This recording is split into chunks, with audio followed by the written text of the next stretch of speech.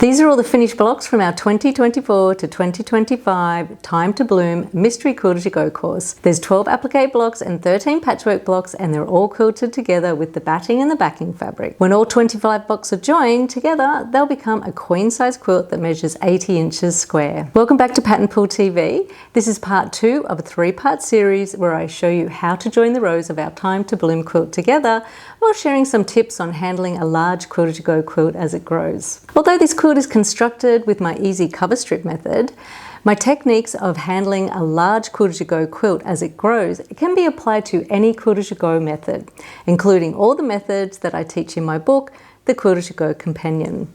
I'll put a link in the description for anyone that would like to know more about my book. So in the last video, I showed how to join the blocks to form the rows.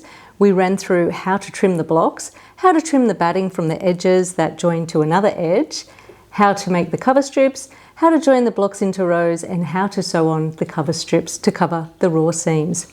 If you missed this video, we'll put a link in the description so you can watch it and catch up on all the important details of my easy cover strip method. Over the years, I've made many large quilt-as-you-go quilts, but this is the first time I've showed the entire process of joining a large quilt-as-you-go quilt in a video. You'll see how I build upon the quilt, which means that you'll have less of the quilt to feed through the throat space of the machine, and the bulk of the quilt will always be on the left side where you have more space. I'm really excited to show you my process, so let's get started.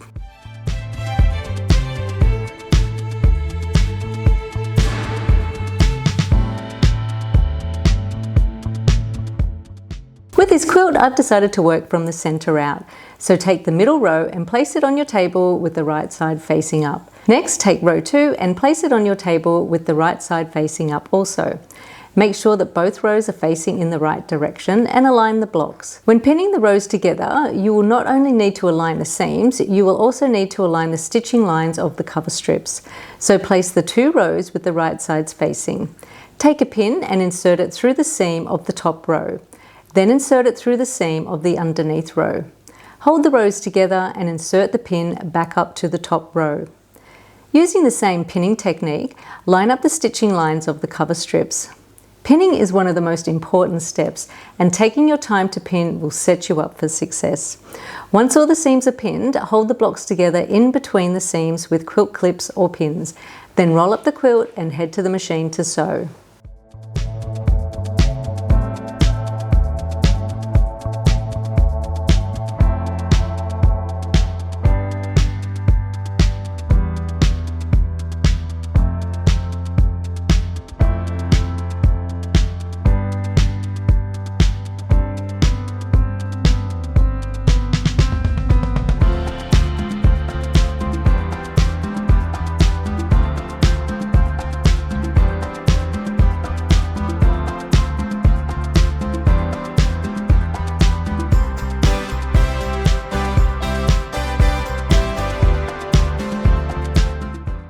With your machine set up to sew a 3/8 of an inch seam, as shown in the last video, place the rolled up quilt in your lap.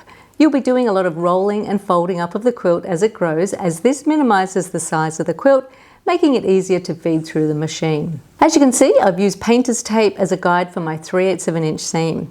Start sewing about a 1/4 inch down from the top of the seam. To secure the seam, reverse a few stitches and then begin to sew forwards. As you sew, make sure that all layers of the seam are aligned with the edge of the painter's tape seam guide. Remove the clips or pins as you sew. When you have enough space, hold the fabric behind the foot with one hand and in front of the foot with the other hand. Hold the fabric taut and ease it through as you sew. This will help to prevent puckers. When you get to a seam, don't sew over the pins, just stop when you get close and slide the pin out of the fabric, then continue sewing. Take this part nice and slow and don't rush it. Keep unrolling the quilt from your lap as you sew, giving yourself enough loose fabric for the quilt to move easily through the machine. Finish with a few reverse stitches to secure the seam.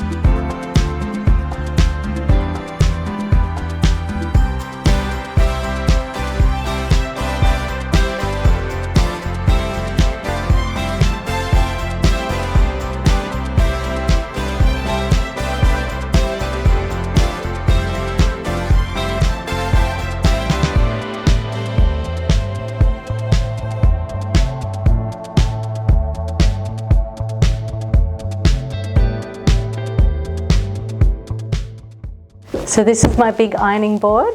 It's basically just a piece of timber, marine ply, and it has batting and fabric stapled onto it. So this is what it looks like from behind. You can see how it's just been stapled on. And then, I don't know if this is necessary, this is just a piece of that non-stick rubber stuff. But it just means that when I go to iron the seams, I don't have to worry about my quilt slipping off the ironing board all the time.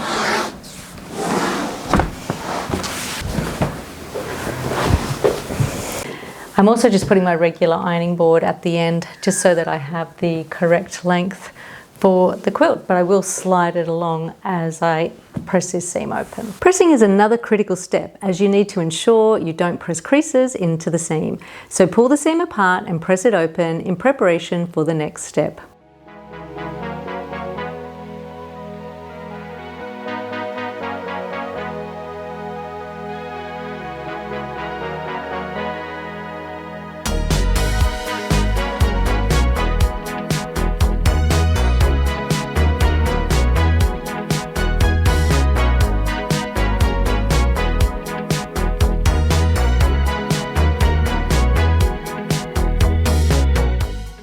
Now let's flip it over and make sure that everything lined up. I probably should check before I pressed, but I'm feeling confident today. This one's good. A little bit off there. Let's not look at that one. This one's good. Some threads that I need to trim. And yeah, this one's pretty good too. All in all, that pin trick is pretty good, right? Yeah. Pinning, taking your time, just sliding the pin out just before you sew over it. All those little things will help to make the stitching lines line up.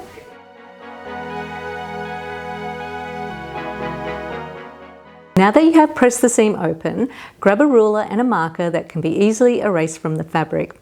As shown in the last video, I'm using a friction iron-off pen that I've tested by washing to make sure it will be permanently removed from the fabric. Mark lines that are 1/2 inch away from both sides of the seam, just like we did in the last video. It's the same step, just done on a larger scale.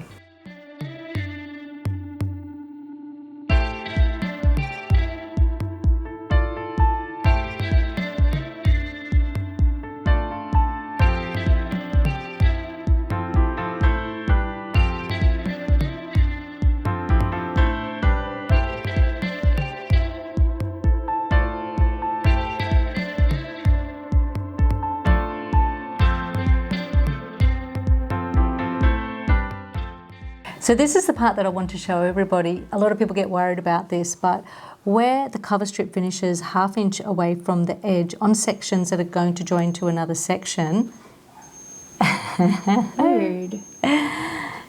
the cover strip doesn't actually get caught in the seam. So you can see like the stitching line is there.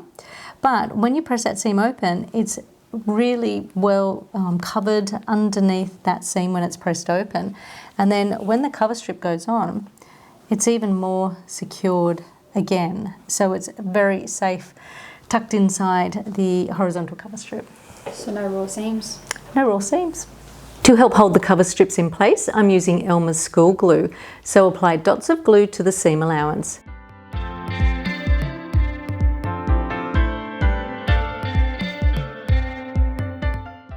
Now take the cover strip and position it over the raw seam in between the marked lines. Giving it an iron helps to speed up the drying process of the glue. An important note is to start and finish the cover strips level with the edge of the quilt.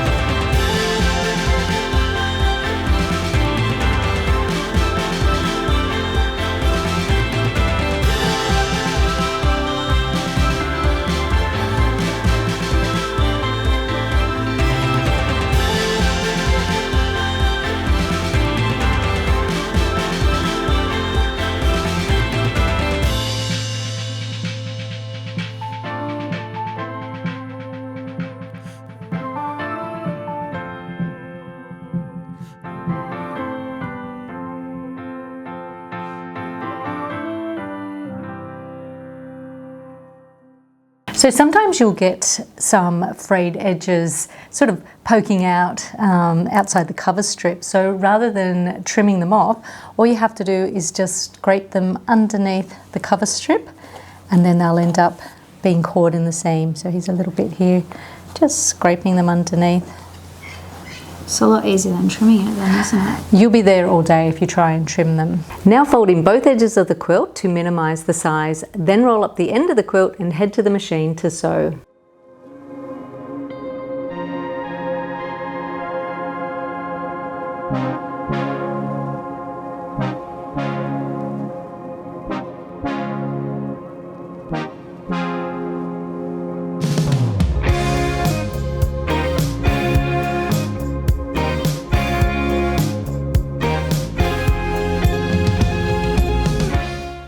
Once again, place the rolled up end of the quilt in your lap, giving yourself enough of the quilt to start sewing.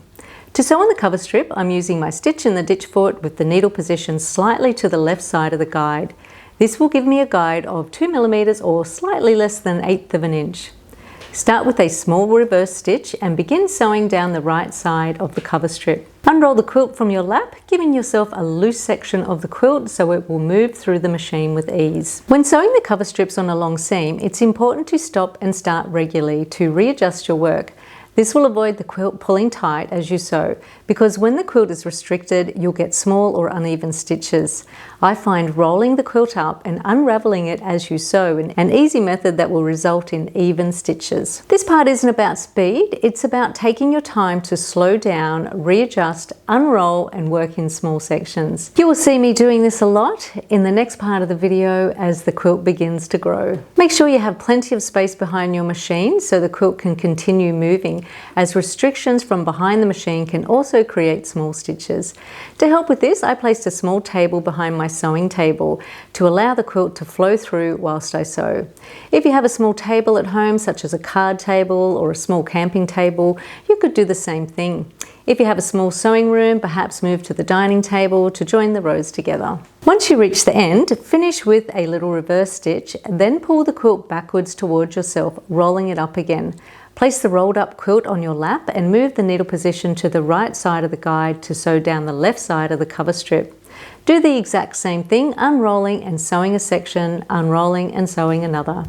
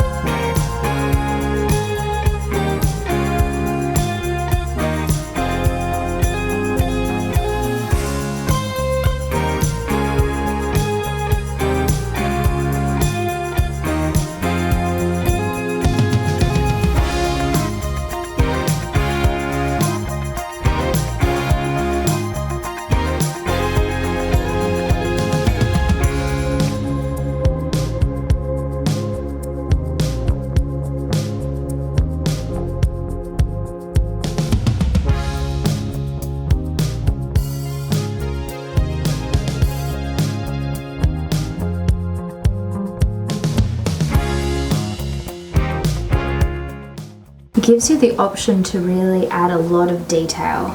I know, like have a look at this block here. We've got the square spiral quilting, we've got straight lines going in all different directions, and if you were trying to do this while you had a great big quilt underneath your sewing machine, you could do it, but it would be quite difficult, and it was very enjoyable quilting each section while it was just a small square. Let's have a look at the back now. Okay. Hold it up. It's fairly noticeable. It is. If you use a busy background fabric and use the same cover strips on the back, it's going to be barely noticeable. But having said that, you can make your cover strips in a different colour and something that just ties in with your backing fabric, and it can be a little bit of a feature. Now I've shown you all the steps. The next part of the video is a montage of me joining the quilt. You'll see how I handle the quilt as it grows using my folding and rolling method to minimize the quilt size to make it easier to sew. So let's keep building upon the quilt.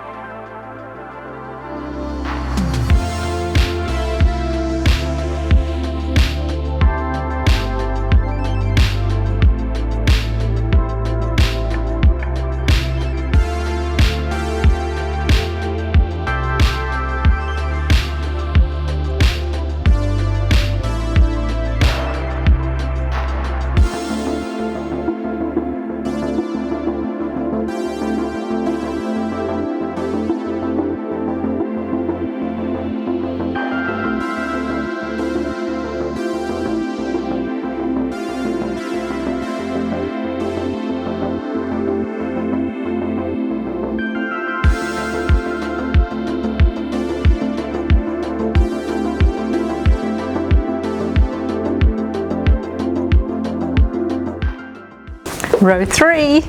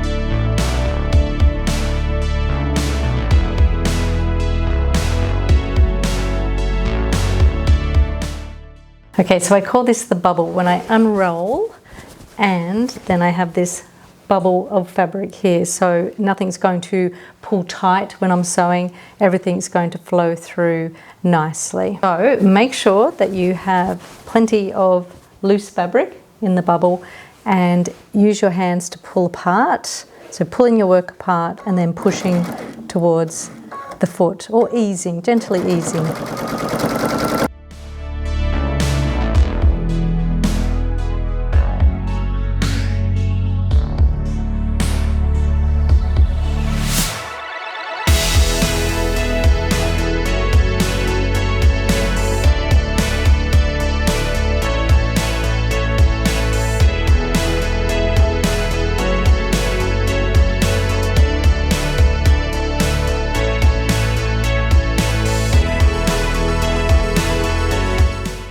So I have another tip. If you have quilter's gloves that have the rubber grips on the fingertips or on the hands, you can also put those on and they will help you to grip the quilt and ease it through the machine as you're sewing along the edge of the cover strip. Have you got yours? I do.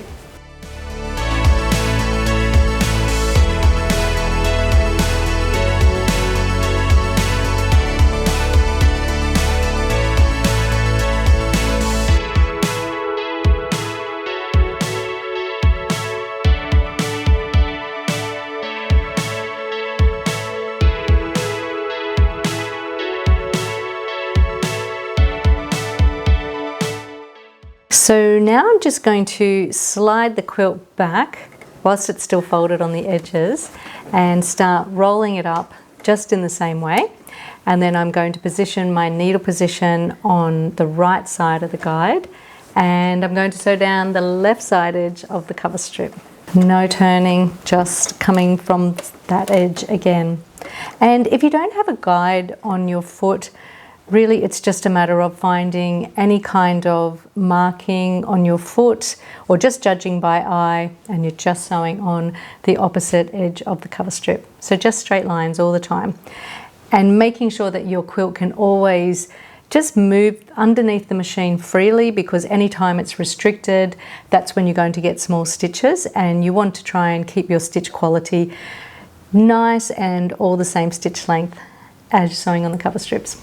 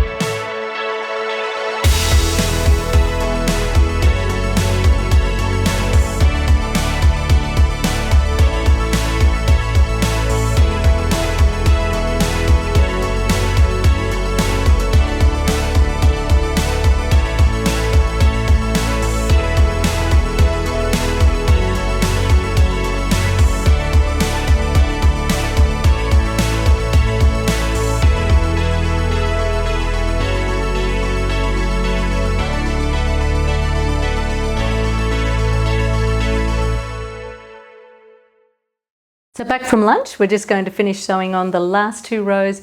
The last part of this video is going to be a montage. I'm going to show you how I keep handling the quilt, rolling it, just so that it makes it easy to sew as the quilt grows. So if I've got any tips, I'm going to show you those on the way. So we're just going to put some music on now. And by the way, we actually have a Pattern Poole TV a playlist on Spotify. So if you like our music, you can press play on that. Let's go.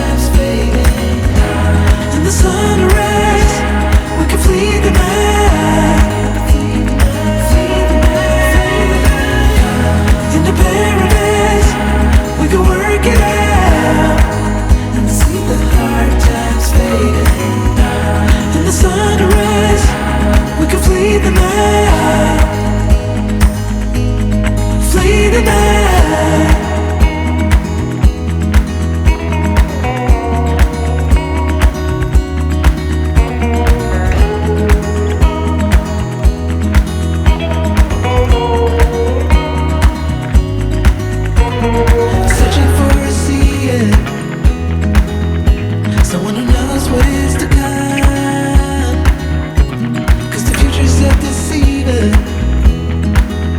She breaks promises for fun. Strange motions, like a shift in the flow. A change coming, it's inevitable. In a paradise, we can work it out and see the hard times fading. In the sunrise, we can flee the night. In a paradise, we can work it out and see the hard times fading. In the sunrise, we can flee the night. Flee the night in the paradise.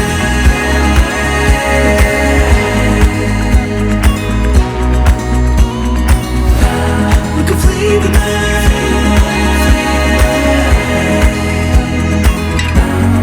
Flee the night in the paradise.